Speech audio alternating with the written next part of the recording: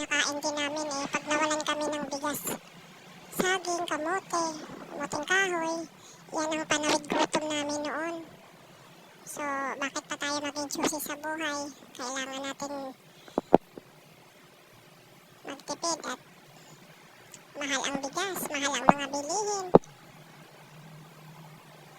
Kung anong meron lang, dapat yun na lang ang ating pagtiyagaan.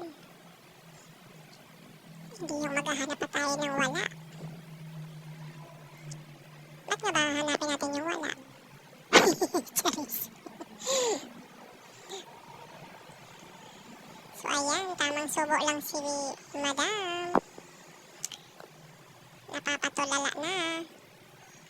Kakaisip. Almusal muna tayo bago tayo sumabak sa ating mga trabaho sa umaga.